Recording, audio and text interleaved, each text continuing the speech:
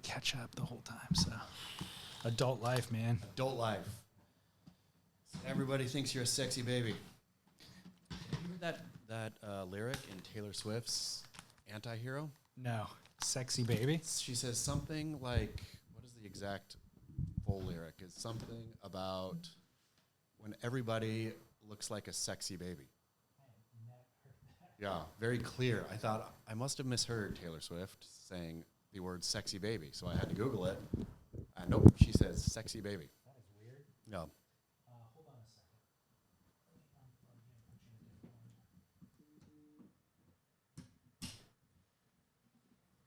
Give me more sexy baby talk. Sexy baby, it's me. Hi, I'm the problem. It's me. At tea time, everybody agrees. That's the only lyrics. Otherwise, I know. Weird. I get older, but never wiser is another one. Do you Well, feel that way, David Lee Scales, that you're getting older and never wiser? My No, midnights no. become my afternoons, she says. I'm trying to assess each individual lyric. Let's start with the older, not wiser. Yeah. I feel wiser. Yep. I get older, and that comes with bad things, but I feel wiser. Sure. One is one of the good things. You know more. I feel more cynical as well. Not a good thing. Yeah. Well, maybe that's wisdom. Maybe. She says, Taylor Swift says that she stares at the sun, but never in the mirror. Okay. Does that make sense? No. Hmm? It seems to me like she looks in the mirror a lot. If I had to guess. Yeah, More that's what so she's saying. than the sun. Oh, yeah, that's true. I think self-reflecting, ooh, guess what it is? Guess what time it is? Time to celebrate Taylor Swift. 200th episode, David Lee Scales. 200. The big 200. Yep. Where do we stand at 200? What other podcasts have 200 episodes? Let me just do this. Do you like it when people shoot the cork? It's a rookie move. Yeah. And even that, I only let it make noise for the podcast. Normally, I would just let it go silent. I would really hope that listeners at home or on the road, I guess maybe not on the road, but listeners at home, go to the fridge and grab a bottle of champagne yourself. Join us. You have earned it. Join us in a glass. Yeah, you have earned it by sitting through 200 episodes. Yes. 199 episodes. I spilled a little bit of that. Thank you, David Lee. Sorry.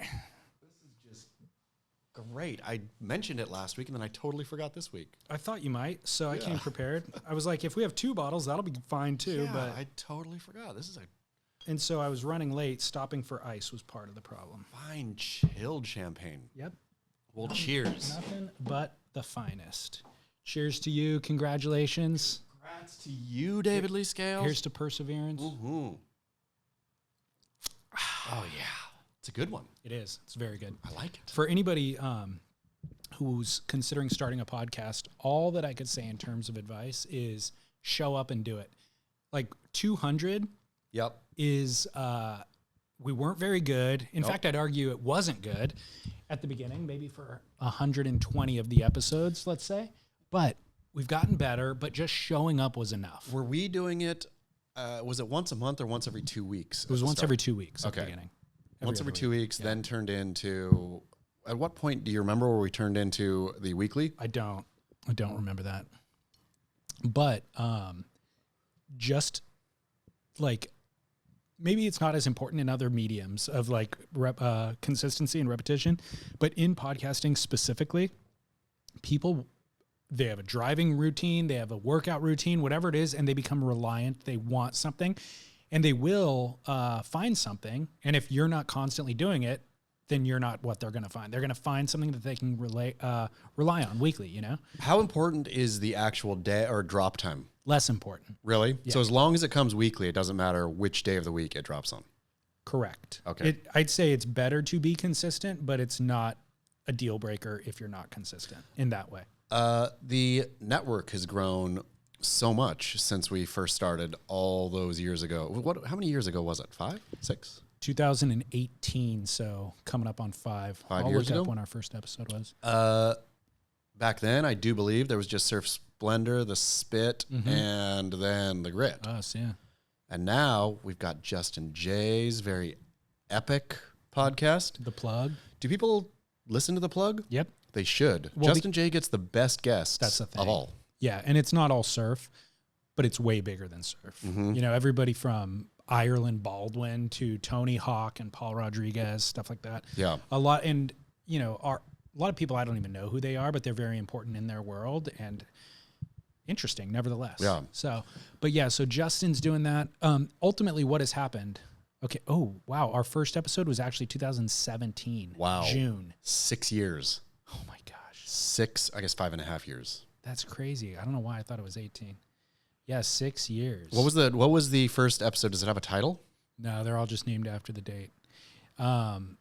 I'll read you that description, though. It Yeah. says, Chaz Smith joins David Scales again to spill the gossip over at Beach Grid. The boys ponder why no one is willing to discuss the details surrounding Owen Wright's head trauma. Ooh. They then dissect Reno Abalera and Matt Warshaw's blood feud. Forgot about that. Totally The forgot state about of that. women's surfing and Chaz's latest book and film projects. That sounds like a great episode, David Lee Scales. I don't recommend people get listen to it. So I was talking to somebody on the phone last week, a mutual friend of ours, and we were talking about this show, and I was like, you know, when we, in my vision of it, the way that I remember kind of the development of the show, you are a provocateur. The initial kind of concept that I had in my head was like more TMZ related, like gossipy. Yep. You're a provocateur, so I'll let you be a provocateur and I'll tee it up and you can just be provocative and that'll Yeah. be fun and interesting and entertaining, you know? And then, Lo and behold, well, I lost my grit. well, that happened too along the way, but what I was explaining was that there was a lot of mudslinging, and it turns out to actually not be that entertaining after 90 Yep. minutes, week after week, or bi-weekly at that point. So then we realized through listener feedback, 6 months in, let's say, I'm like, okay, I will argue back. I'll take the counterpoint. Whatever it is you're talking about, I'll take the counterpoint and argue back. And I think we then hit a phase where you weren't ready to defend your stance. You would say something asinine, Yep. and then I'd defend it, or I'd take the opposite, and you would be like, Oh, yeah. yeah, and so that was not very interesting, Yeah. you know? And so, but you're obviously smart enough, critical thinking enough to where you can defend your point. And so after we sorted out that, then we found a rhythm where it was like, okay, now you can defend, even if you say something asinine, you can defend it. I feel real good. Yeah, and so I think the show's gotten a lot better. So I don't recommend that people go back and listen to those early episodes, but at the time they served a purpose, and there was no other content at that time that was, there wasn't enough surf podcasts essentially, and people wanted surf content. And so they had nowhere else to go. The thing with, I mean, as you mentioned, showing up, just simply showing up as important to the medium, I think a sort of, in writing, I hear a lot of people who want to start writing and they are worried. They want to make their stuff perfect Yeah. before they publish anything or before they put anything out publicly. Right. And my advice is always, man, you're going to look back, no matter how perfect you think it is in the moment, you're going to look back in 5 years, 6 years, 5.5 years, and completely cringe at your early work. No matter what. No matter what. Totally. That is part of being, I think, not necessarily even an artist, but just putting things out there, putting things out publicly. The things you put out 5 years ago are going to sound and be embarrassing 5 years on.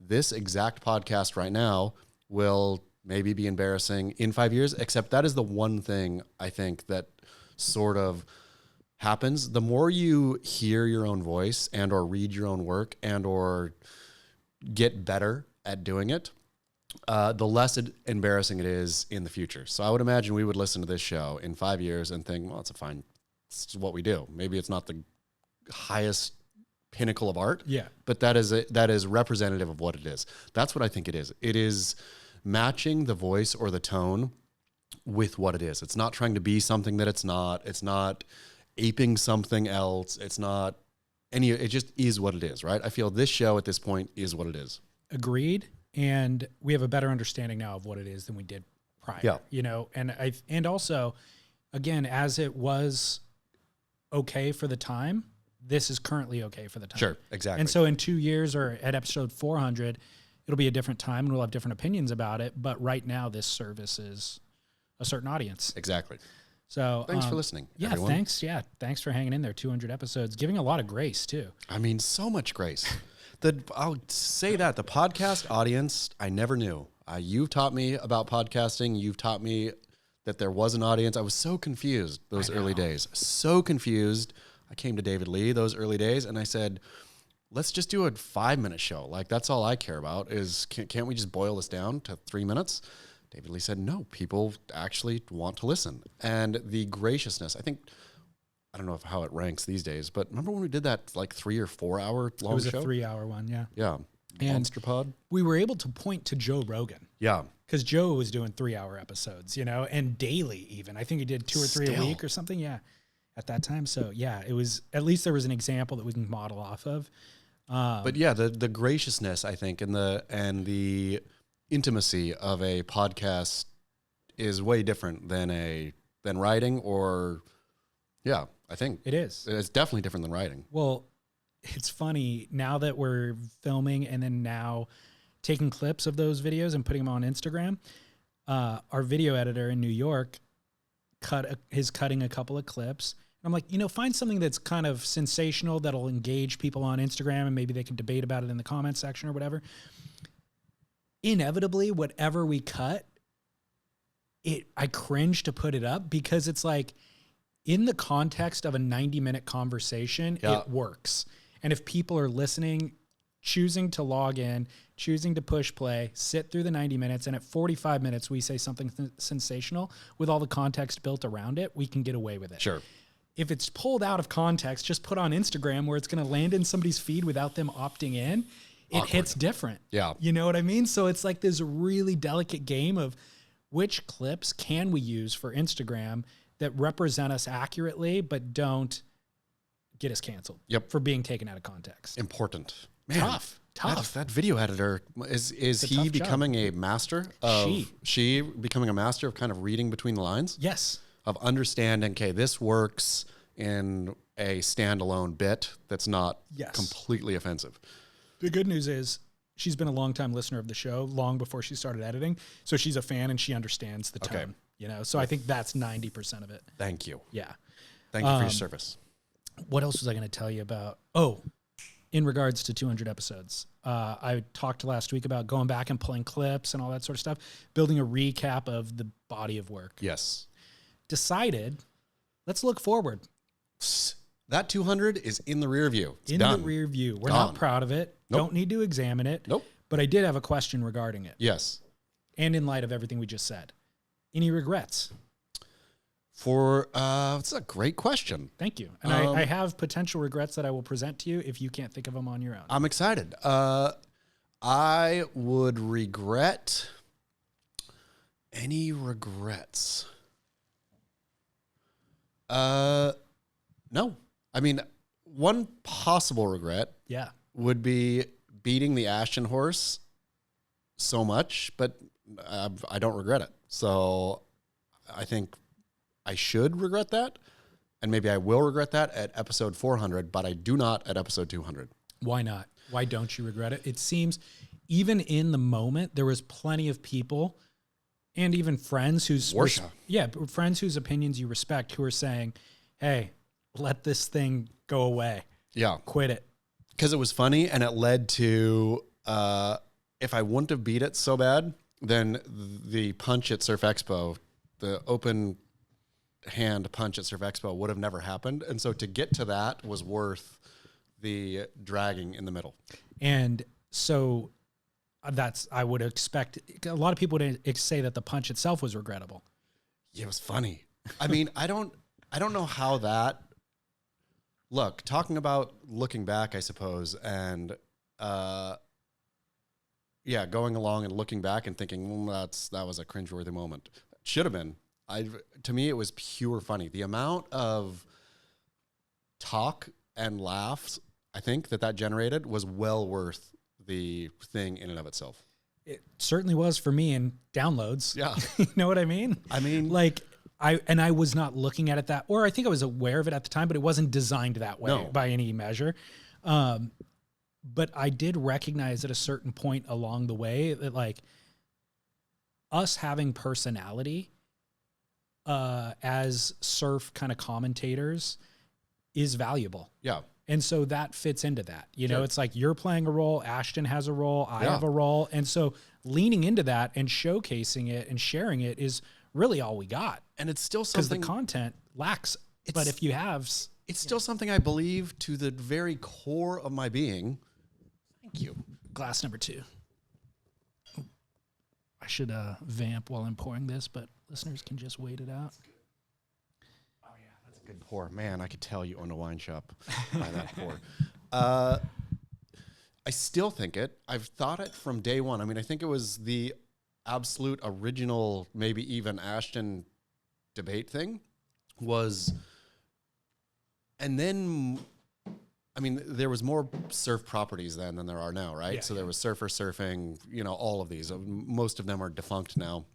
But still, I never understood why we didn't lean into the yellow journalism wars back in the day, William Randolph Hearst versus Pulitzer, this kind of, I don't know, making these personalities fighting and then raising sort of interest and fun in the margins, right? Because why Totally. not? And so I still go after stinking yesterday, Zach Weisberg and the kooky inertia, right? Or when I flick stab or any of those other ones. Nobody, Surfline, zero response ever, which I get that it's not amusing to them apparently, but I will stand by, which is why I don't feel bad about the Ashton thing. I will still stand by. It is amusing to the reader and or listener. Well, I think I would regret it. I guess I would regret something like that if I made a personal attack at somebody Yeah. that I felt was, you know, should not have been publicized. It was a low Sure. blow Yeah. about their, I don't know, kids or something, and then that should not have been publicized. That would be a misstep on my own moral Yes. kind of how Completely. I operate in the world. But I feel like what you're talking about is you're playing a role. You're just badgering the other entity for the sake of entertainment. That's what and we're it doing. only, the rising tide raises all ships. And so the weird conundrum that gets created is they're not aware of that, or they pretend to not be aware of that and don't participate in it. So then it feels like a one-sided, you know, punching. But they're more than welcome to hit back. That's why I've Yeah. never Yeah. I've never felt bad about it, and I'm only angry at the lack of imagination on the other side. The thought that we aren't in the entertainment business, the thought that surf media is somehow some holy thing that needs to be protected and that we shouldn't, you know, have personal beef and things like that for the entertainment of others in the middle. That, oh no, that is beneath us. You know, we see, you know, I can picture poor Zach Weisberg sitting in his inertia. I don't think they have offices anymore. I have no clue. Sitting at home, thinking, oh, here it is again. Here's another story likening me to some adult learning kook. But I, once again, am going to take the high road because the inertia stands for more than entertainment. We are representative of morals and blah, blah, blah. Screw you. Like, why in the world don't you? I mean, unless, again, and I will call them all out, they're all just afraid. They're all afraid to step into the ring with me, not physically, but they're afraid to step in because they know I'll just bash them all day, every day. That's the thing. It's undefeated. not in line with their brand. You know, like for the inertia to publish an article that was disparaging of you personally or Beach They Grit have just before. is out of They line just- with their brand. I mean, they have before. It just absolutely failed. Yeah. Like, get somebody funnier. Okay. Well, hey, no regrets for 200. Moving forward, probably no regrets for the next 200. Nope.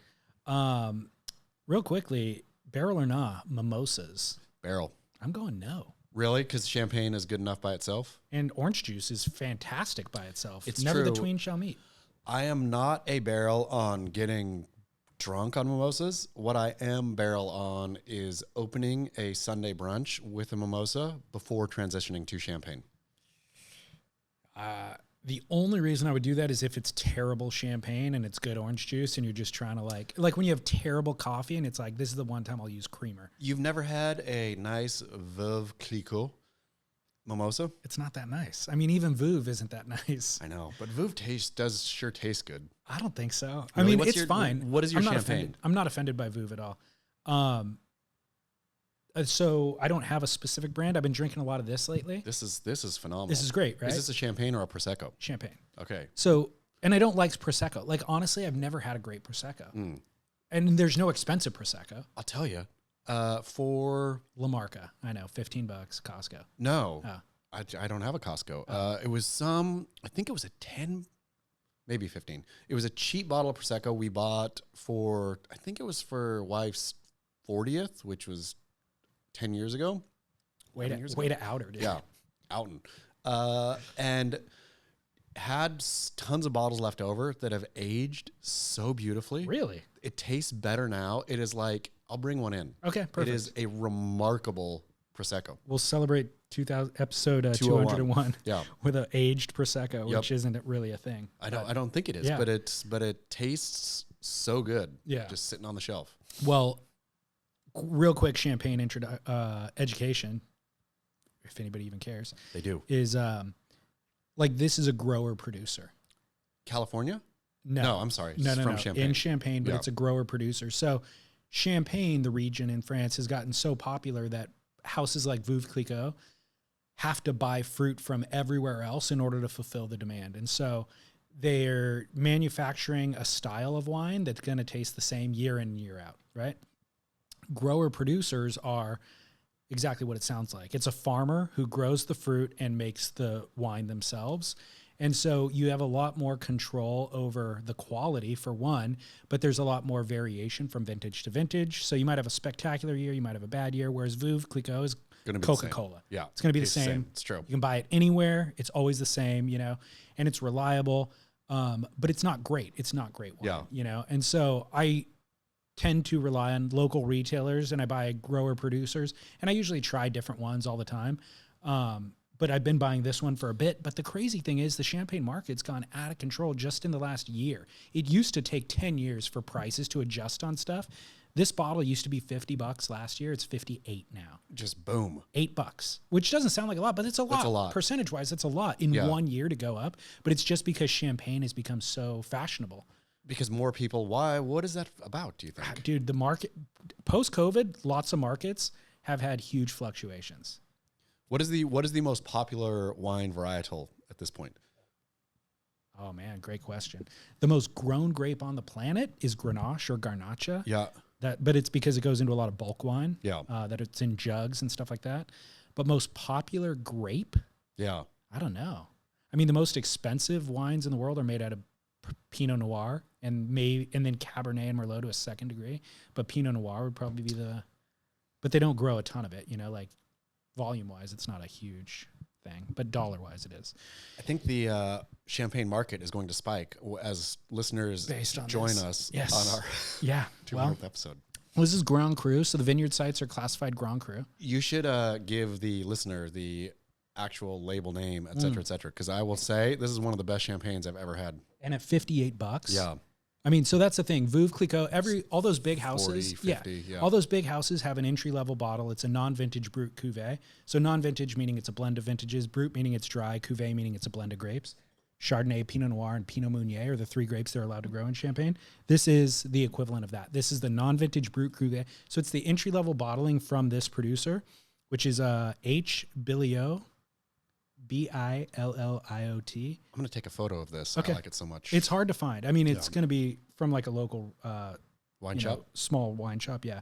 But it's their non-vintage bottling. So vintage, the region itself designates the best years as vintage years, and then they make a bottle of a special bottle that year. But everything else gets blended into these non-vintage years. So like Dom Perignon is a vintage champagne. It always has a number on it. Will you ever go back to the wine trade? Heck no, dude. Really? Heck no. Never. Dude, I worked so hard and got so burned out. I didn't enjoy it anymore. It's crazy to have that much knowledge about something that's super enjoyable and that people aspire to, Just burn it out. and then just be like over it. Burn it out. Burnout is scary, to be honest. I mean, I ran the risk of doing it here. With surfing, you know what I mean? I mean, well, here's the thing, though. I think that burnout, you were allowed burnout younger. If you wanted to burn out now on this, you're stuck. You can't go. You have a family. Yeah. Like, you don't have the luxury of burning out. So you could fully start hating it, and who cares? Like, which I'll take as a good thing. I will say, manning up and heading into the mines, whether you, for your family, whether you enjoy what you're doing or not, who cares? And if you don't enjoy it, that's on you. You better learn to enjoy it again if you want to, because there's nothing else you can do. My relationship with surfing has gotten so much deeper, richer, more nuanced than it ever was when I was just surfing. Yeah. But just forcing myself to have to like dig in and learn more about George Greeno or somebody I never paid any attention to previously. And then also talk about it on a weekly basis in a meaningful way, or trying to be meaningful, has deepened my relationship. If you would have flipped it, if you would have started in the surf and then burned out and then gone wine, and we're in wine right now and just having to muscle down. I mean, you just have to muscle down. Same though. I'd be bloated, overweight, like unhealthy. Like that's the other thing is with that world is like I was tracking. I kept a blog, in fact, of how many wines I was drinking every week, tasting. Yeah.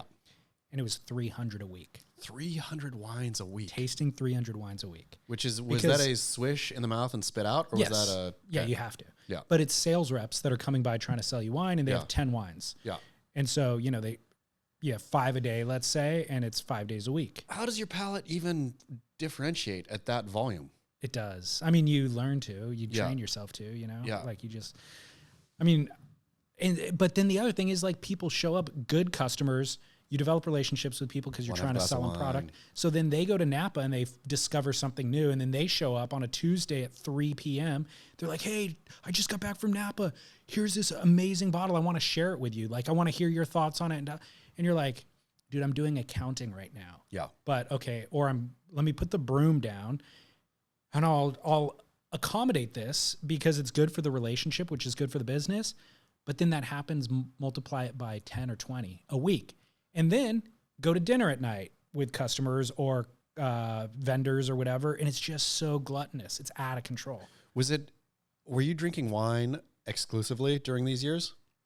I was at beer and wine, I'd say, but not a lot of cocktails. Yeah. Like it was just. But once I got out of that world, did not drink wine for literally at least 12 months, like at least a full year. But I want to say it was much closer to 2 years. You were over. Just over wine completely. Because I burned out. How is the wine enthusiast?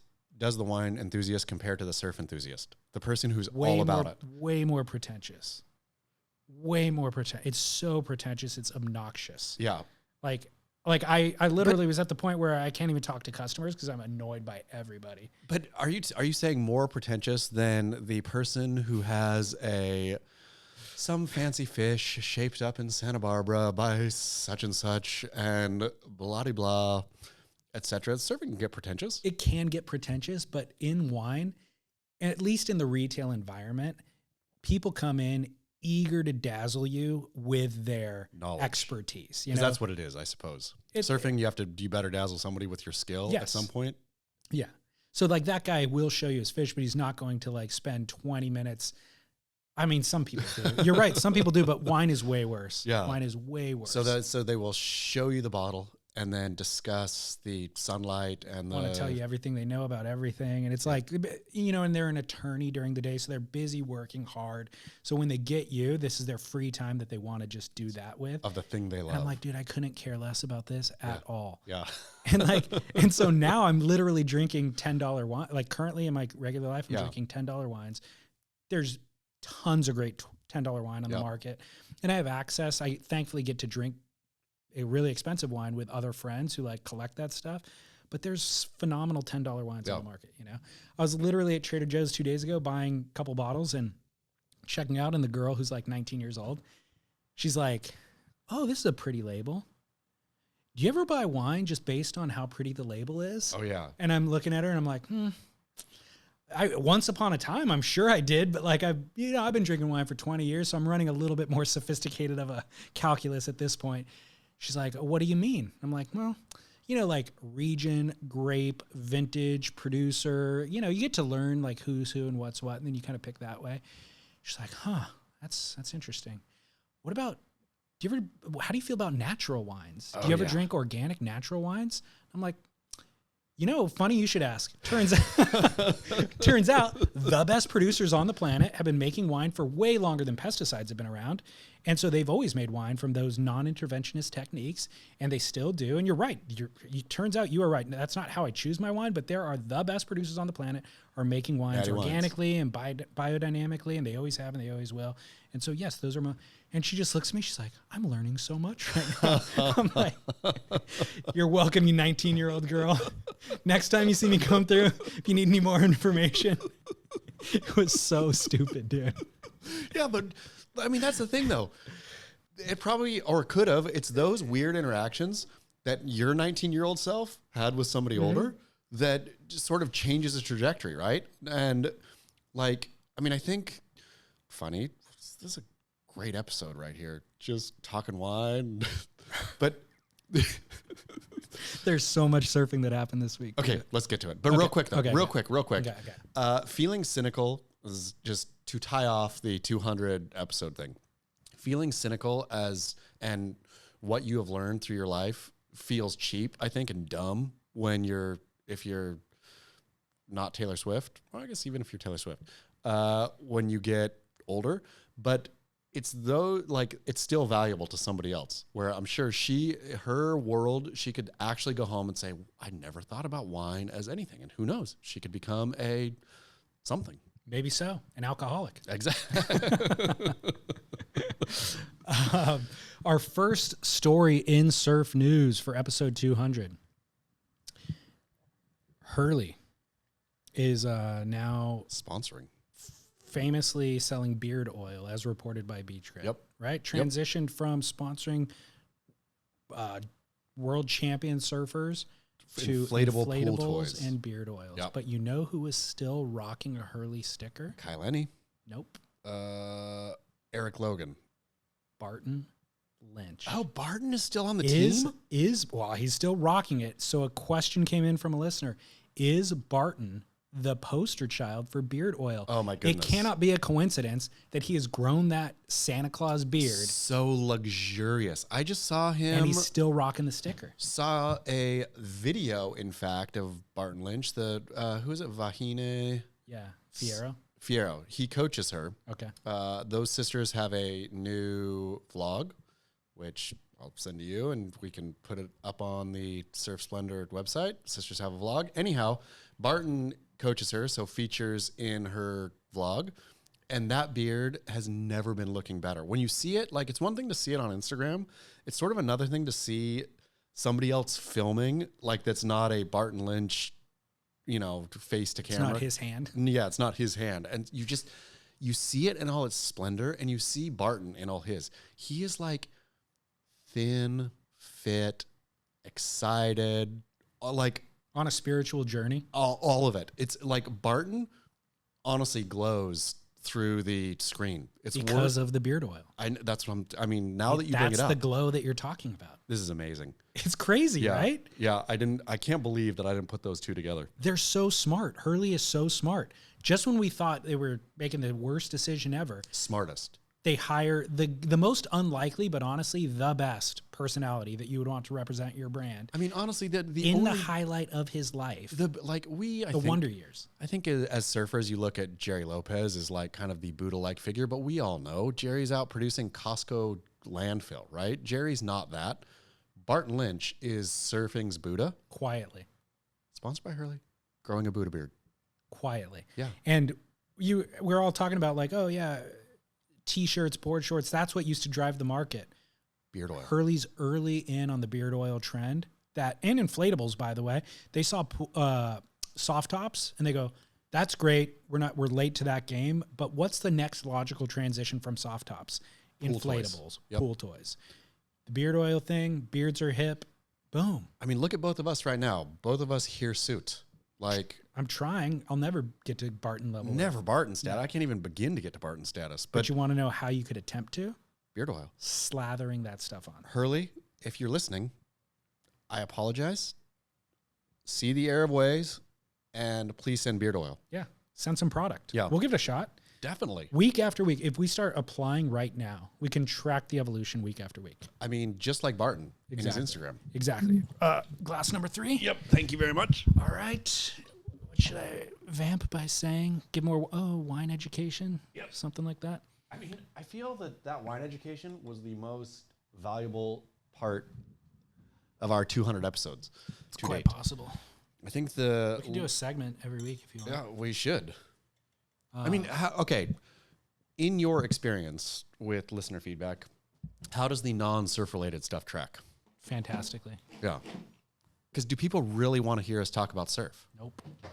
I don't think they do. I think tangential to surf. I guess I should speak for Those who when it comes to my interviews on Surf Splendor, the feedback has been they want to hear surf luminaries talking about life more than contest results. Yes. Right? So they want the person to be of the surf world, somebody that they've venerated for surfing. but not talking about surfing. But not talking about surfing. Yeah. Just talking about whatever, not whatever, but important things in life that's relatable that we're all going through. So when it comes to you and I think we have to touch on surfing, but I think that taking, like, for example, I've got another topic here. We're going to talk about your article on, what's his name? Kelly Slater. No, Jamie Mitchell. Oh, yeah. Jamie Mitchell, right? Flash's legendary temper. Exactly. Flashes is legendary. So right here's a perfect example of kind of how to talk about surfing, but talk about a broader topic. Him arguing about the article is entitled "Big Wave Stud Jamie Mitchell Flashes Legendary Temper After Overcrowding. General Rudeness Lead to Injury at Maxing Toto Santos." Mm-hmm. So Jamie Mitchell takes to Instagram to do exactly that. He's pissed about the crowd. But the conversation that you and I are ultimately going to have is about, are the heroes the ones we need to vilify? Yeah. So that's a broader topic, right? It's easy to say, to discuss who said what, who got the best wave, what was the swell doing? Tell me about how does this swell relate to other swells? All of that's stupid. Yeah. Really, the essence of what we want to talk about is, didn't he crowd out the spot? He did. Jamie Mitchell isn't went. from Toto Santos. Nope. He's yelling at everybody else, yet he's the blow-in. And by the way, due to his big wave kind of success and persona, he's allowed and to blow all in. of that. Well, he's allowed to blow in, but he's also driven more traffic to Toto Santos, arguably, than almost anybody else on the planet. Yep. So he's to blame. Jamie Mitchell. That's the conversation, right? Whoever knew So that let's- Jamie Mitchell was a bad guy. So let's go through, we'll start at the beginning. What is the article? What did he do? What happened? Well, so the Totos apparently, which I love seeing Totos come back. I remember when I was a younger, whatever, early teenager, I guess, or mid-teen, somewhere there, like Evan Slater and all, like those Toto Santos. It was like the cover of every magazine. I think Gary Linden, Yep. when I think of Toto Santos. It seemed epic, right? It seemed like it was this, it seemed scary. It seemed great. Like there was a bunch of, Toto Santos held the myth, I suppose, that Nazare or Jaws or whatever do today, right?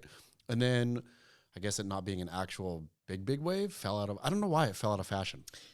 It's always been there. It's always been a big wave. It breaks every year. Yep. It just, things fall out of fashion. Yeah, it fully fell out of fashion. No covers. No, I didn't see Toto Santos, honestly, nor really think about Toto Santos until this incident. So during this last great run of California swell, of course, Toto Santos is in northern Baja, so it's catching the same swell.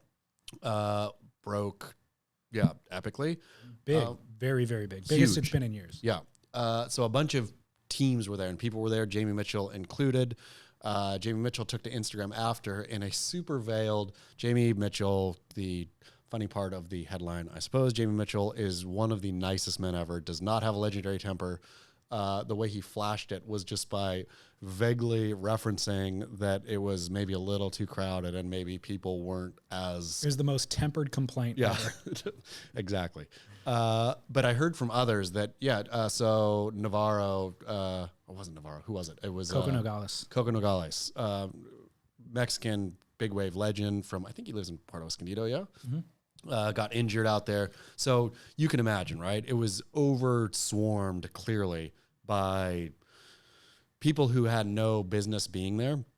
And Jamie was lightly frustrated I'm sure frustrated, but posted light frustration Yeah. by the situation without naming names or doing anything. And so to your point of Jamie Mitchell popularizing it, I'd say no. I'd say those guys have an omerta. I think the big wave crews who are good at what they do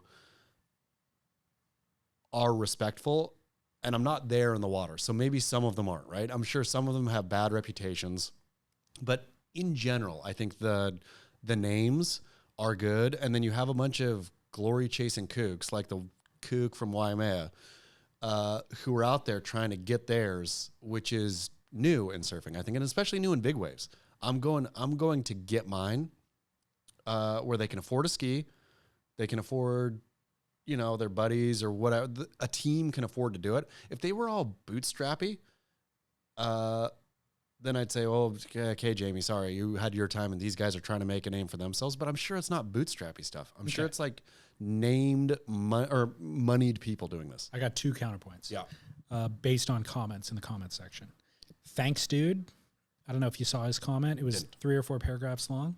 But he started off by saying, guys like Jamie are incredible and have brought a lot to the scene in terms of safety protocols and all that sort of stuff. So kudos, love, and respect you. However, from the years of whatever this year to this year, I spent a lot of time out there making an effort and surfing it. I'm an average surfer. I'll always be an average surfer, but I spent a lot of time out there. And by the way, got a couple of sessions where it was just me and my one buddy surfing out there. So a lot of the crowd that you're complaining about is probably myself. I'm not out there anymore, but guys like myself who are locals who have been there. You're not a local.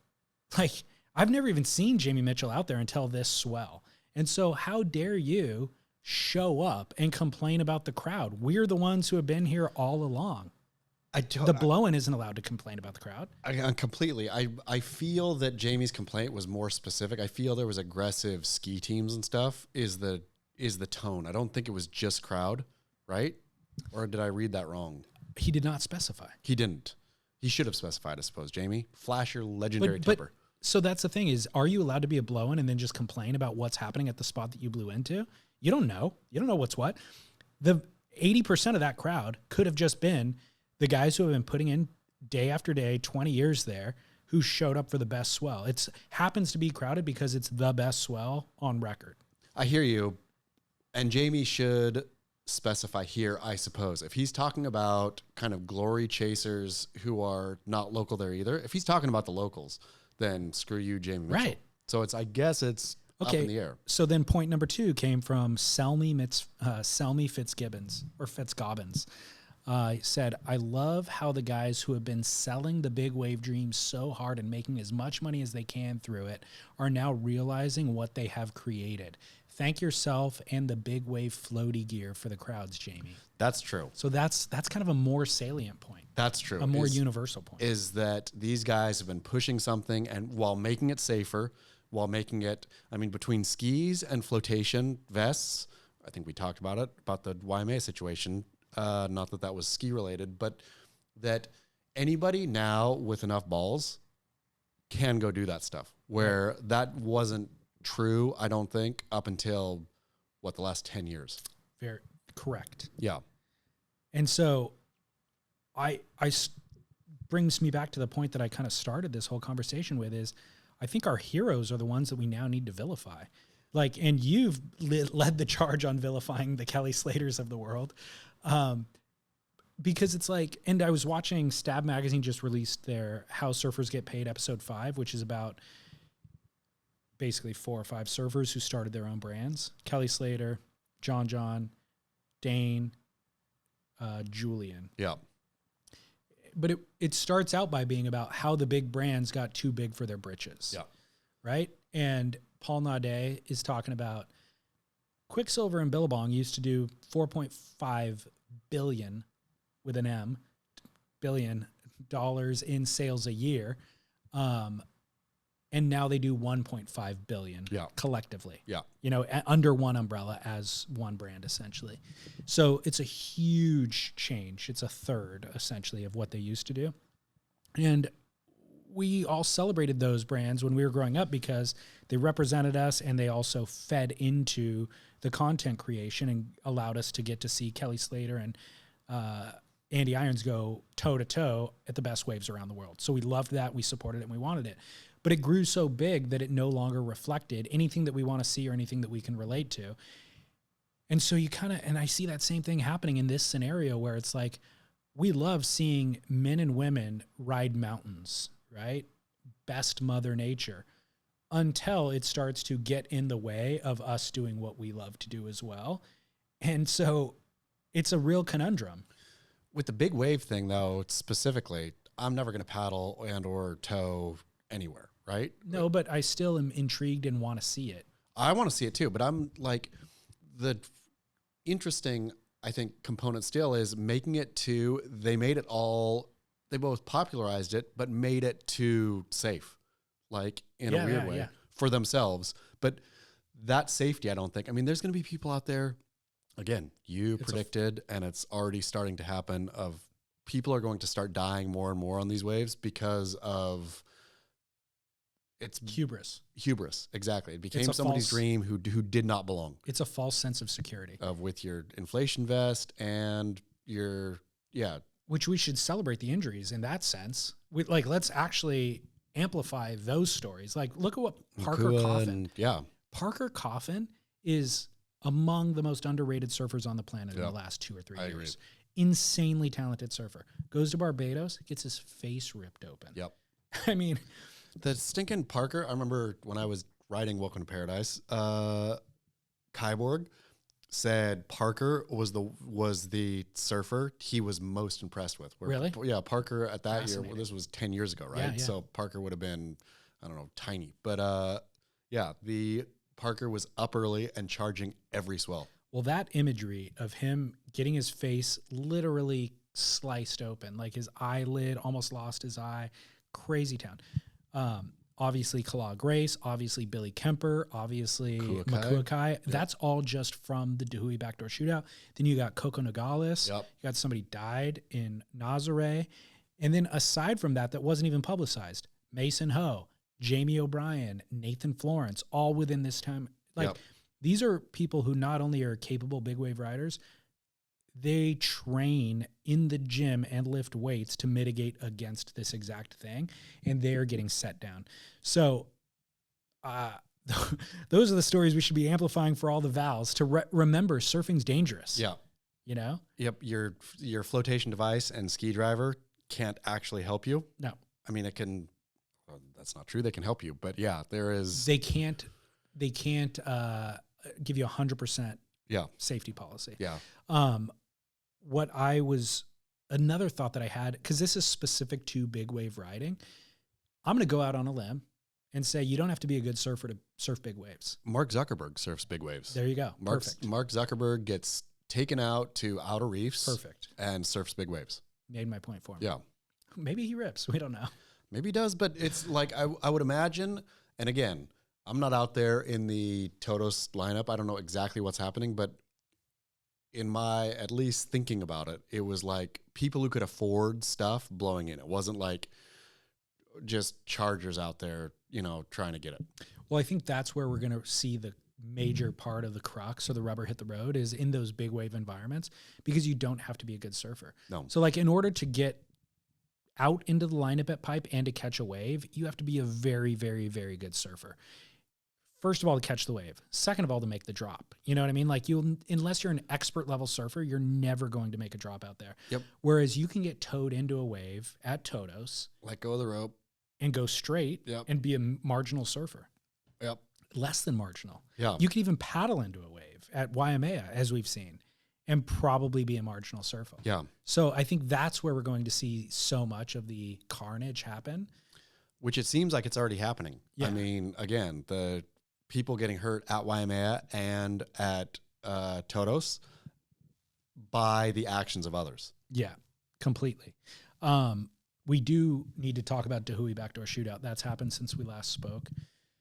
Did you watch any of the event? Sure did. What do you think? I mean, it was phenomenal. It's the best, right? It is the best. I read somewhere, I think in Beach Crit comments, the lack of singlets and scores on the screen are annoying.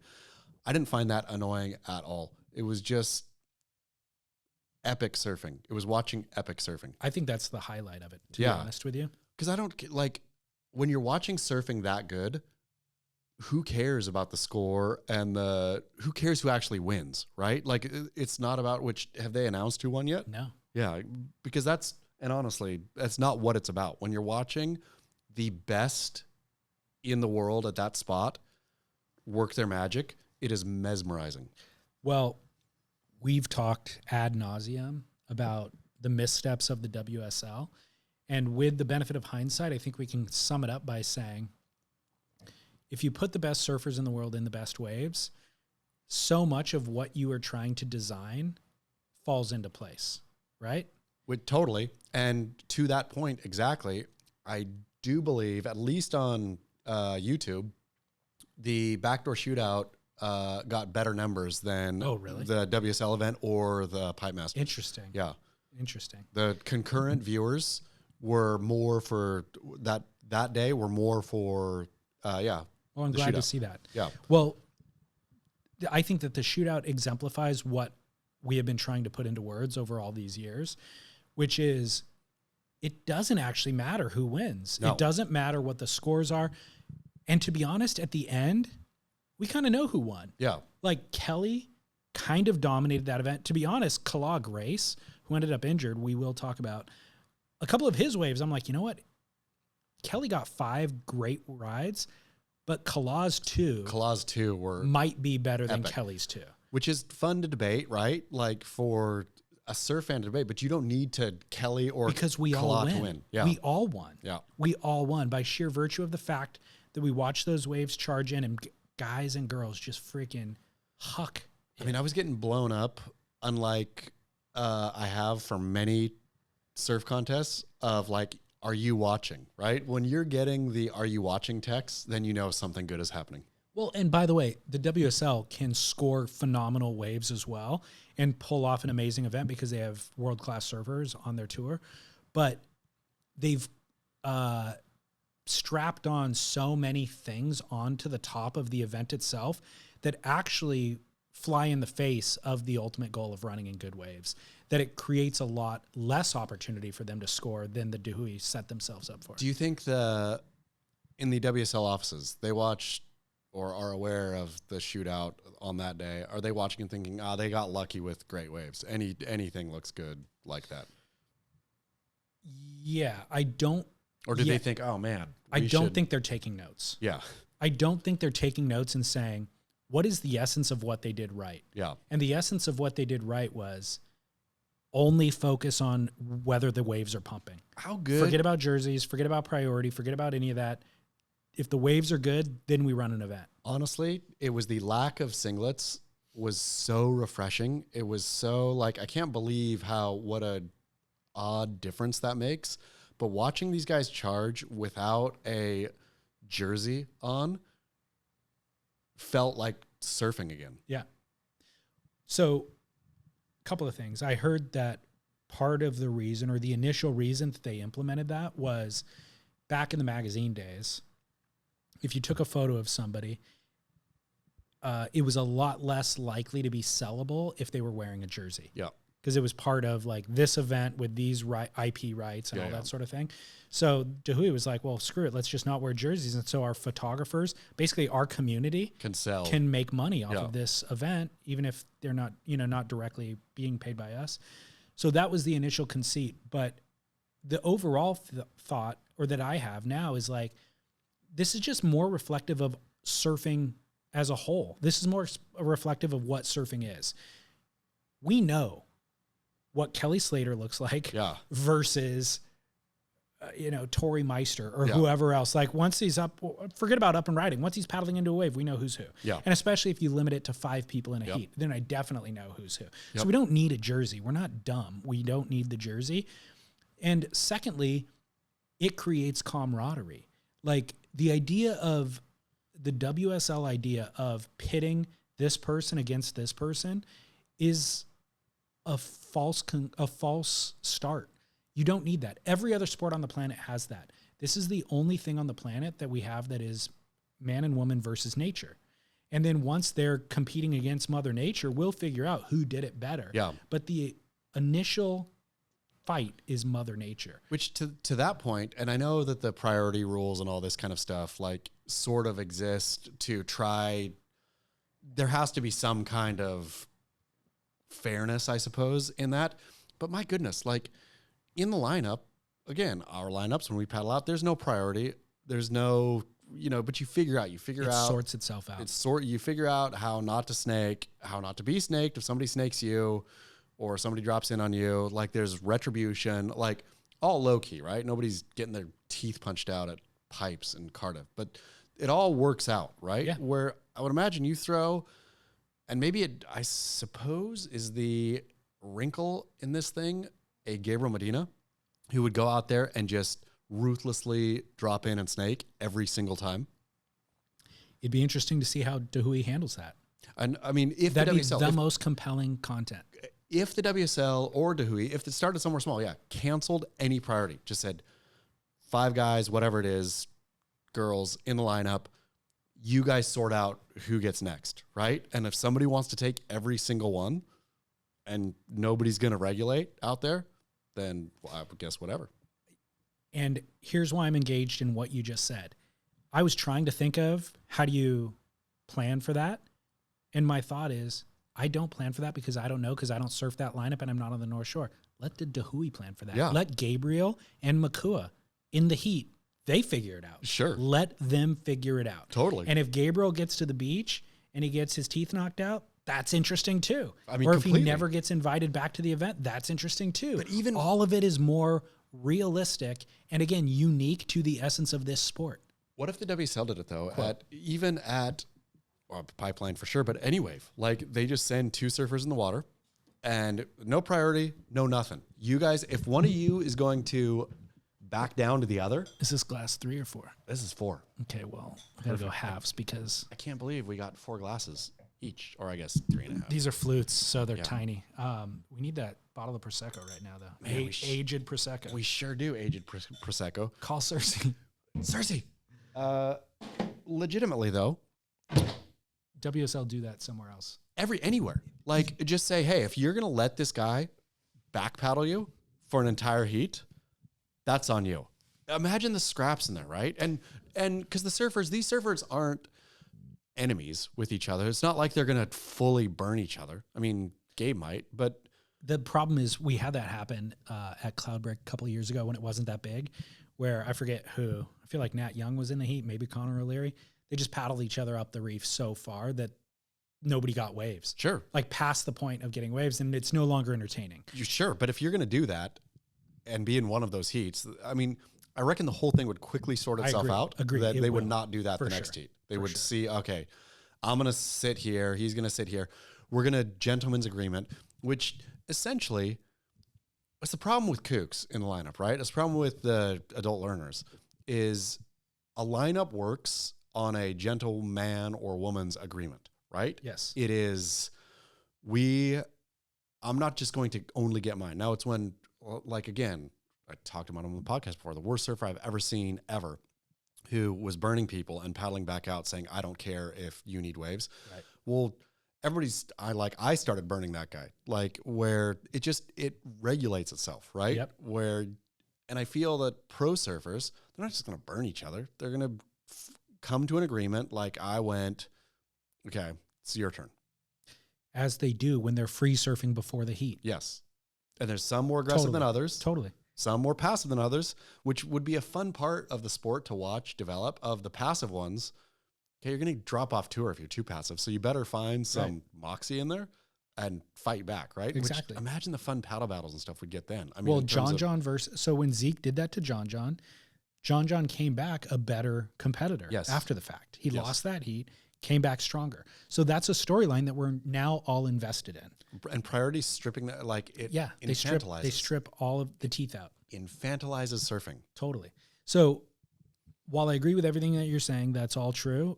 If you just put them in 8-foot pumping surf all the time, it really works itself out quick. Yeah. You know, like that John Zeke situation happened because it was 3-foot bells, Yeah. or, you know, and so they then revert down to the lowest common denominator at that point. But again, if you just put them in pumping surf, everything, you don't really have to figure out the difference between a 6'3" and a 6'5". You don't have to figure out priority because there's waves pouring in. You don't have, you know, it's just, it's clear who the best surfer is. Come on, WSL. It's all right here. It's Well, all Dahui's right pulling here. it off. Yeah. Dahui's pulling it off flawlessly. Yeah. So Kala Grace, among the injuries that we already mentioned, Billy Kemper, Makuakai, Kala Grace, really scary situation. Somebody pulled the clip out of the 8-hour feed on Dahui and put just the 2 minutes on YouTube. Have you seen it? No. Okay. I'll send it to you and you can post it on Beach Grit if you want. Kala gets an a set wave, 8-footer plus, perfect pipe wave, but it was closeout, surfs it flawlessly, packs the closeout, comes up without his helmet on. So he's wearing a helmet, but it got blown off in the wipeout. Presumably he's okay at that moment, but there was a second wave coming. So he gets on his board and he starts paddling out and he tries to duck dive, but it's like right in the worst impact zone that you could imagine. Like the barrel just completely explodes right where he's duck diving. So that blew him up. And the commentators are just, it's a drone shot, so you can see it all happening. And the commentators are just, you know, filling in the void. They're not talking about him. They don't realize it's a bad situation. But you see his body come up. You see the helmet 10 feet away. You see his body come up, and he's a little bit of motion for a minute, and the ski, but kind of lifeless. The ski comes in. The guy on the sled jumps off to try to help and doesn't really make contact, and the ski bails because another wave comes through with a surfer on it. Then a second ski comes in, and you see the driver jump off the ski, which you never see. Yeah. And the ski gets toppled end over end into the shore. And you're like, oh shoot, the ski driver just ditched the ski to try to jump on the body because he knew if he didn't jump on the body was going to get washed away, and that might be your only chance. So thankfully, they pulled off a heroic rescue. Yeah. I mean, truly a heroic. You watch them and you're like, oh my God, these guys are the best on the planet. I mean, they what really they do. are. It's crazy. So they rescue Kala. Apparently they were doing CPR on the beach. The event went on hold, and they took him to the hospital. He was in ICU for a couple of days. He might still be there. But yesterday, posted on his stories, this was the first official update. There was an earlier update that I found in a comments section somewhere that was from his stepdad, who I'll give you a brief overview of that. He said, keep him in your prayers, blah, blah, blah. Kala has regained consciousness and he can't speak yet. And I think it's because of the breathing tube in his lungs. But he asked for a pen, and the first thing that he wrote down was to his mom, and he said, "Did I win?" Yeah. Which is pretty classic. Legend. So it's definitely words of a miracle, said one of the doctors, and a really good sign in this critical situation. So he's not out of danger yet. He's had bad injuries along with a huge amount of water and sand in his lungs. He's still at risk of pneumonia and brain swelling, so he's going to be in an intensive care unit at Queens for a while, but praise God to protect him. And then yesterday, somebody posted in Kala's Instagram stories a photo of him awake, giving a shaka. His face is stitched up. Like he's got really, did you see this? No. Yeah, his face looks really torn up. And it says, Kala wants to say a big mahalo to everyone for the love and support, and is no longer in the ICU and will hopefully be home later today. He can't and won't be responding to anyone's messages anytime soon, but he's extremely thankful. He also wants to send a thanks to the Hawaiian Water Patrol and the North Shore Lifeguard Association. Yeah, I mean, the whole thing, I feel, I guess back to the earlier point of paddling out at pipe. Anybody who has spent time on the North Shore, when you see pipe breaking big, when you feel the sand shaking underneath your feet when you're on the beach, it's a miracle that this kind of stuff doesn't happen all the time. Totally. When it's not like he fell out of the sky onto the dry section, right? He got smashed duck diving, essentially. Yep. I mean, over in that backdoor section, anybody's been there, you know, the pipe ends in, wouldn't even call it a channel, right? But it's whatever. Down Aokai is like not, whatever. It's Where he was, it was still pipe. yeah. Because he packed a closeout, so it was still like in that zone. But that's like, and you see this happen, right? And like when these waves are coming and you're paddling out, if you're there, I've stinking not been on a day nearly that big, but down out and off the wall before paddling out, and a set is coming, and you got a duck dive, and you see the reef is right there. Yeah. Like it's not like the If whatever. you've been in that situation where you can't duck dive because the reef is too shallow, Yes. you're like, I just got to take the compression of this thing. And if it's an 8-footer pipe wave that's 8 foot square, I mean, it's insane. you're going to get concussed. It is insane and a miracle that, yeah, it's so thankful that Kala survived. But also, again, the Hawaiian water safety, those guys are Yeah. truly the best at what they do. Yeah. But a reminder of legit how dangerous surfing Yeah. is. So don't, adult learner, Yeah. leave it off. Yeah. Like, stuff your big wave dreams. Go be a hero at, I'm going to tell you where to go. Go to El Porto. On a soft top. Go crush it out there. Yeah. Manhattan Beach Pier. Totally. So congrats to Dahui. Congrats to not deeming a winner. Yeah. Congrats. Love it. Everything Yep. about it. Keep it up. Dahui, thank you. Thank you Yeah. for reminding us about what the dream is. Best. Let's do True Grit or clickbait stuff. And before we go to commercial. Let's do it. Quote, sexiest woman ever. Pamela Anderson declares she never loved surf great Kelly Slater in bombshell new memoir. How shocking is that? I don't know. It's true.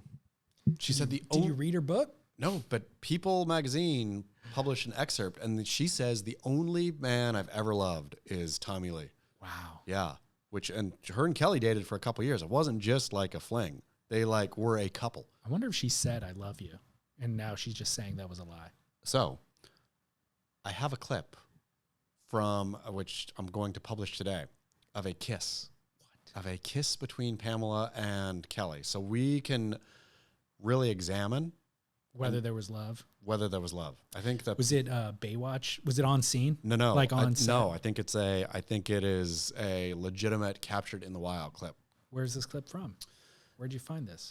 It is at the Surf Network, which anyone who does not subscribe to the Surf Network absolutely should. It has basically every great surf movie. You small subscription fee, and you get to watch them all. So it's at the Surf Network. Ira Opper has done a job of archiving, collecting all the surf movies and films, videos, and making them all available for a subscription fee. Yep, it's like the Netflix of Yeah. great surf films. And you could do it on Amazon, by the way. Yeah. Amazon has like a Surf Network channel. It's perfect. You sign up right there. Yep, but anyway, yeah, it's So it's like B-roll from a surf film, From the and they're wild. like on Yes. the beach and they Yes. kiss. Interesting. so.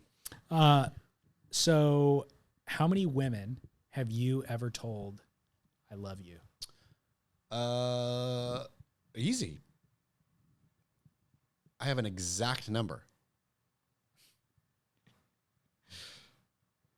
He's counting right now for people who can't see the video. 5. Yeah, I think 5 for me too. Yeah. 5 women. And how many women have told you they love you? I think 7. Me too. That is so weird. Yeah. 7. I literally had 2 who let it slip Yep. that they really, and even they didn't mean to let it slip. Yeah. And But I it was like, not returned. well, yeah, you just look the other, you just move on. Like, Yeah. Yeah. like, yeah. 5 and 7. Hilarious. Great. Crazy Yeah. town. I would love to know from our listeners what the various averages are. How many you told, how many times you were told. Look, a lot of people just throw it out like candy, you know what I mean? I mean, I tell Like, you I love you all the time, but no, but a woman is different. yeah, of course. Okay, Of course. well, actually, I have told women I love them that I'm not in a romantic relationship. Sure, I with. love you. Those don't count. Yeah, no, it's the romantic. Yes. I So love 5 romance Yes. ones and 7. Yeah. But I don't dole it out easily. No. Like it has to be, we've been in a relationship Yeah. for, maybe Serious. 2 or 3 months, but Yeah. it is serious. It's exclusive. Yeah. And I'm feeling differently about this than I've felt about anything else. Yes. And also differently about you than than the one that I've said it to previously. Like, this is a unique love, and I need to express it verbally. But this makes me feel very badly about Kelly Slater. The fact that it sort of confirms what I've already thought about Kelly Slater is the self kind of obsession that Kelly has for Kelly, which is all fine and good. That's how the greats are the greats, right? You are consumed You have to be. with yourself. Yeah. That's the only way you get there. Kelly was in a relationship with Pamela Anderson for 2 years, at least, I think. And at no point did Kelly put so little effort that at no point did she ever think, I love this man. Which is purely Kelly putting in being so myopically obsessed with self that he can't even let's be honest. It ain't that hard to get somebody to fall in love. Can we be honest about that? Sure. If you want to manipulate it, you can absolutely manipulate somebody to be in love with you. But Kelly, the fact that For somebody like Kelly, he could find people to fall in love with him. in a second, any but the old fact day that of he the couldn't be even emotionally for all he would have legitimately. I don't think he wanted her to love him. Like, I've got two theories on this. Yes. Either she was saying, I love you, and now in her memoir, she has the benefit of hindsight, and she's like, Kelly was a waste. when I look back at the history of time, there was men that I thought I loved at the time, but I had one true great love, and that was clearly Tommy. It wasn't that. I don't think that's Okay, the tone of her memoir. Okay, so throw that out then. That was scenario one. Scenario two in my mind is these are two young, beautiful people who meet on the set of Baywatch, and they're in their 20s. They're not planning to marry one another. They're planning to have a tryst. Tryst happened to last 2 years, and it was never meant to be I love you. Kelly not investing in the ways that you're shaming him for, he was never intending to in the first place. I'm telling you, a tryst that lasts for 2 years, though, is more than a tryst. Like, at some point, It's a great tryst. I mean, at some point, they were... Why are you putting a limit on a tryst? A tryst can last however long you want it to last. I mean, it can't really. A tryst is great. Why not a long tryst? Long tryst could be better than But a they tryst. were dating. They were officially dating. I just like saying a word until it has no meaning. Tryst is one of especially the way it's spelled too. Like, it just looks absurd. But Kelly and Pam were dating. If it was a tryst, it would have been a tryst. I never heard Kelly ever talk once about Pamela. I've only heard other people talk about them. It's in the timeline. I know it is, but that's my point. Is like I never heard him saying, "Hey, everybody, I'm dating Pamela Anderson," or even posting a photo about it. her. No, No. If right. He never once said sure. it. No. But that, it of was course, Kelly only wouldn't. other people. Well, that's my point. Is it was always a tryst. It was always other people pointing and talking about it. I'm going to say a tryst can't go for 2 years. We need to look up the definition of tryst at this point. I'm going to say a tryst is a hot and bothered minute. 18 months. But once you are dating, once there's a definition of the relationship, once the relationship has been defined, it is no longer a tryst. Correct. Yeah. So that means Kelly has girlfriends, which again makes me wonder, did Giselle love Kelly? Did Cameron Diaz love Kelly? Did any of Kelly's past loves past relationships love him? Or is he so narcissistic that he is incapable of being loved? Now I feel like you're victim blaming. I'm If he's just never wondering. experienced love, then you should be sympathetic. I'm going to say he has experienced love now. I think he is in a loving relationship with his longtime girlfriend. I feel sad for him. Well, I mean, I do too. I feel sad. If you focus so sorely on singularly on oneself, and you garnered 11 world titles along the way, that is something. Yes. But in lieu of Love. I feel sad. I mean, for sure, though. I think any great, that's the problem of greatness. Any great, I would imagine, especially in any field, like having your cake and eating it too, I think is rare. I think Kelly has sacrificed or has been sacrificed for him or whatever. Like, he either chose it or it happened. And, maybe he looks back and thinks, oh man, I've never had a normal relationship with anybody because I had to be so obsessed with self in order to achieve what I've achieved. And by the way, just traveling the world, I think like for him and Pam specifically, they're both at the height of their powers at that time. Well, they were traveling the world probably 11 months out of the year. You don't get that much time together to ever even define the relationship. I'm going to say, though, how could you love one? I'm going to say the fact that if I was Kelly, I would look back on my career with the lady folk and say all of them, like even arrogantly, I'd say all of them love me. But no, for Pam to come out and say, nope, then, I mean, I hope that rocks Kelly's self-esteem to its very core. I think once you get into the right relationship, the true love of your life, let's say, all of that doesn't even matter. It's all a distant memory. It's like, I don't even care what they think at this point, because it was all, I mean, I was learning. Maybe I misbehaved. I don't know. I was learning, and all of it was to get me where I am now. And this is all that I care about now. None of that even matters. Kelly came after Tommy Lee. Tommy Lee, let's not forget, spent 6 months in jail for assaulting Pamela Anderson. Did he? Yes. Kelly did forget. Yeah. Kelly could not even jump that low bar of the one you love is the one who punched you in the face, not me. Was it a punch to the face? 6 months in jail indicates that it was something. It was a very violent thing. The problem is, if you're predispositioned in a certain way, that feels like love. Like intensity feels like love. I hear you. And so a punch, as ugly as it sounds, that is like, oh my God, that was so intense. That's what I remember. That's what was impactful in my life. All I want is kind of indicates more about her than it does about Kelly. Maybe, but I feel that more field work needs to be done here. I would love for either Giselle, Cam Diaz, you reach out to them. Any of Kelly's past amours to phone in and say, yeah, I loved him. Or has Kelly been unloved his entire life? Yeah, let me give that phone number to Cameron Diaz if you want to reach out. Yep. 1-760-237-0150 is our listener line. Call in. Cam Diaz, waiting for Giselle. Waiting for the call. Waiting for you.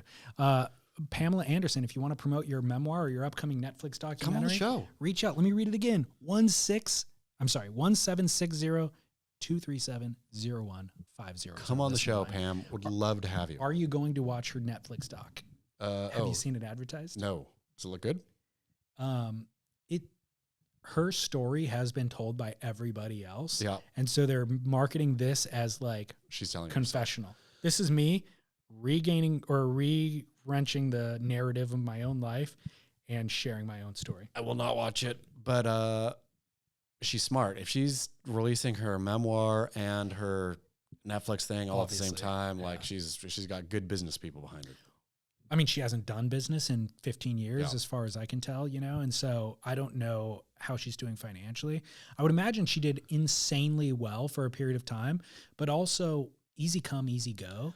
And so unless you set up real methodical ways to continue that thing going, I feel like she could have been at a point now 10, 15 years down the road where she needs some cash. I think, though, that syndication was a real thing, and Baywatch is syndicated for sure in everywhere. Yeah. And so she's like, checks show up in her mailbox like all day from the syndication alone. That might have been pre people figuring out how to work those deals. But I think for like the actors. No, I think back then syndication deals were like they didn't expect any of this kind of streaming stuff to come. And so I think the syndication deals were a lot better for I hope she's doing okay. Yeah, I think she's fine. Well, she doesn't look great. No. I did see a picture of her and she looked not like Pam Anderson. She did not look great.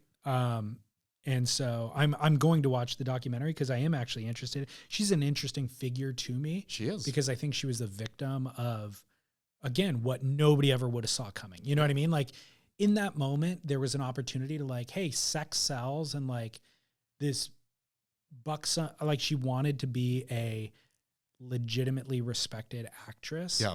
And she had legitimately girl next door looks. Yeah. And then she leveraged that for a little bit of plastic surgery and played that card for a minute, but that minute turned into a lifetime. And it was like, I feel like it was a short decision. It was a split-second decision that turned into a lifetime that she probably regretted 2 seconds later. And it's just the legacy. But it made her, I mean, it's a lot like, burning out on wine or burning out on surfing. Like you make your bed, you lie in it. Like, oh, I made a decision for my career, and what am I going to do about it now? Better like it. Part of me thinks that's almost the ultimate, like the best scenario is you've burned hot for those period, and then nobody expects anything, and you go away for 20 years. Come back and make a special. Or spend that 20 years writing the great American novel or surfing nonstop or whatever it is that you're into. Spend 20 years doing it quietly because nobody's asking anything of you right now, as opposed to George Clooney or Brad Pitt or whoever else that it's like, what are you doing next year? Get back on the hamster wheel. Yep. You know what I mean? Nope. She can go cruise. If she wanted to. Yeah. I'm interested to see the Netflix thing. All right. True grit or clickbait crap. George Santos-like scandal grips Oahu's North Shore after World Surf League lists past pipe masters as pro pipeline winners. I mean, I feel this is an actionable situation for Vans. I thought so too. Because Vans, like, I think behind the scenes, the name, moniker, license for pipe masters does not belong to the World Surf League. It belongs to Vans. I don't know how Vans got it when they purchased it, whatever. But the pipe masters is a specific thing. It is not somebody who wins a contest at Pipeline, right? Like, correct. Dahui winner will never be called a pipe master, even though he or she may be a master of pipeline in our like definition, I suppose. The pipe master is a TM, trademark. World Surf League took the entire pipe masters and threw them under their pro pipeline moniker, which this surprised me, I suppose, because it didn't say past pipe masters, which they could have said past pipe winners. Past pipe winners. There's a bunch of ways they could have skinned it, I suppose. It says legitimately on the website, and even the URL, past Billabong Pro Pipeline winners, which feels lawsuitable. It does. Yeah. It does. Like it's a straight out lie. It is egregiously fudging stuff. Because again, and it shows, I think, in both an ignorance and an arrogance from the World Surf League, where, yes, there are many contests, I guess not many, multiple, more than one contest a year at Pipeline. Correct. There's Dahui Backdoor Shootout. There has been the Vulcan Pipe Pro. The HIC does the exactly. QS event. There's like, could be, depending on the year, 4 to 6 contests out at Pipeline. There's one of those is the Pipe Masters. So winning at Pipeline, you're not a pipe master. Like, it's ridiculous to me that the WSL even thought they could get away with this. And to be honest, I can't believe more people aren't making a stink about it. Yeah. Well, it's almost as if the argument is, well, we rebranded it. They won under our rules and we rebranded it. So we're just saying that, yeah, Kelly Slater and this list of other people won this same event, even though it's been rebranded. However, the argument against that is, why would Vans have paid the premium for the IP? Clearly the IP has value. Sure. Pipe Masters, the has name, value. has value. It was paid a price, which means that comes with all the people who won under that legacy. Well, and they should not be rebranded as the new legacy. It'd be really easy for the WSL too, and take nothing away from it, for them on their own website to say like past pipe winners, and then have differentiate between ASP, WSL, right? That's the first, like them erasing that difference is problematic across the board, I think. So, but it's all, just have it slotted out. Like, this is Kelly Slater won the Billabong Pro Pipeline in 2022, right? Then it was an off year and whatever. And somebody won the Billabong Pipe Masters, like whatever. Just like give the honest history. The slow erasure of history is definitely problematic. Yes. And they don't care. Like definitely problematic. The person there's these individual conversations that I feel like, who cares? But when you look at the thing on the whole, it's like, oh, no. That's these are not hugely problematic. Kelly Slater last year was Kelly Slater last year was a Billabong was Pro. It though? Yeah, that was the Billabong Pipeline Pro. Yes. Jamie O'Brien, in whenever he won, was not a Billabong Pro pipeline winner. No. He was a pipe master. And again, it's different. Totally. Like, and anybody could say, who cares, right? Like, we're talking potato here. Like, this is all goofy. They won. Okay, they won the major event at Pipeline, right? But no, it is a difference. And honestly, it's less of a major now. Yeah. With the way that Dahui's running, it's like they're becoming more major. Sure. And so it's in flux. Yeah. I mean, and Vans, again, shot over Vans' bow, I suppose. Vans, if they're not going to, and again, their effort with Stab this past year was abysmal. They somehow made the worst pipe contest, even though it's the most prestigious. I know. Where that now Pipe Master's name is being eroded so badly that Vans should figure out, you have this IP, you should figure out how to protect it, because this continued legacy. You damaged severely this year. What I realized with the backdoor shootout is anytime you try to layer on any rules or anything, it becomes a worse version of surfing. And so, yeah, jerseys make it worse, priorities make it worse, all those things. But then to mandate, oh, now you have to do airs. Yeah. That's just ridiculous. Yeah. You know, or for their digital Triple Crown thing, it's like, oh, you have to have a progressive surf craft. Yeah. That's ridiculous. Yeah. And by the way, their definition of progressive is not progressive at all. People riding Bonzers, which are retro surfcraft, are deemed as, regressive. Riding a single fin, they're calling progressive. And it's like, what are you talking? Just use a different word. Use alternative as the word. You know, like it's silly. It's silly. But like, to me, and I hope, but for contests specifically, strip everything away. Like, knowing full well that the World Surf League did not watch Dahui and think, oh, oops, like this is Are they not entertained? We got it wrong, or there's things we can learn here. I do believe that there's good people at both Stab and Vans who hopefully will look at Dahui and think, okay, let's reclaim the Pipe Masters. Let's do 100%. something more like this. I do believe those people are surf fans. Yes. And if you're a surf fan, you turn on that event, you go, oh my God, like I cannot wait to see the next wave come in and see who's going to do what on it. That's the only feeling you can have.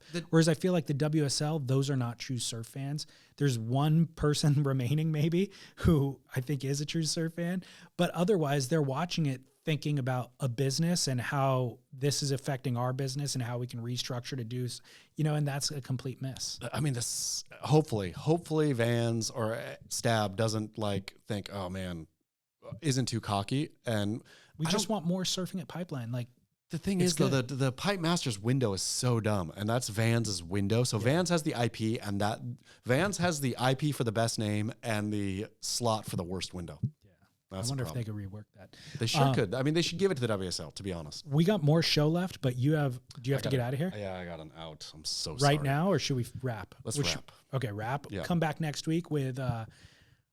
I got a good call in, and then we're gonna ditch Barrel or Not. Episode 200. We are not. We're gonna do Barrel or Not. You want to do it? Yeah. Oh, okay. Screw commercial break. Oh no, let's do commercial break too. Let's do it. Okay, commercial break. Back with Barrel or Not. Okay. Back for Barrel or Not. Athleticgreens.com/surf. Everybody go support. Love. Buy, drink. Yeah, buy, love, drink. Feel good. Be healthy. Be healthy. My wife got food poisoning. So she had stomach flu, right? Boom, heavy. 2 weeks later, food poisoning. Boom, heavy. Guess who got neither? She got it twice? Yes. From traveling? No, it was the first time was stomach flu and then got food poisoning back here. The worst. Awful. Guess who didn't get it? Me, athleticgreens.com/surf. Boom, probiotics in that stuff. Gut health. Boom. All right. Barrel or Not. Artfully dodging people at the grocery store. So Barrel. This is, you see somebody you're like, they went down aisle 4. I should go say hi. Oh, or I could just go down aisle 5 and not say hi. The grocery store is the equivalent of a social playground for adults. This happens to me all the time in the grocery store. Seeing people I know, like going into the grocery store first and making sure you assess quickly. Oh yeah, the lay of the land. Getting caught in the grocery store is on you, right? Lay of the land, and now grocery shopping becomes hide and seek for adults. It truly does. It is like, even when you go to the cashier and stuff. But not all adults. Yeah. There are people listening to this who love the social interaction. Running into friends out in public. It's the like the flip side of it is the playground for you too, then, of going, sussing out who do I know in here and who do I want to go talk to. I miss the days of the mask. Yeah. The mask it was like I could just keep my eyes down. Nobody would notice anything. I thought during the mask years, I told my friends, I says, once these mask years end, I'm going to keep mine on. I've enjoyed this so much. They said, you are not. You were throwing that thing off the second you don't have to. And I did. They were right. I threw it off. But man, it might be worth bringing back. Yeah. Or go bandana. Go handkerchief type bandana. Yeah.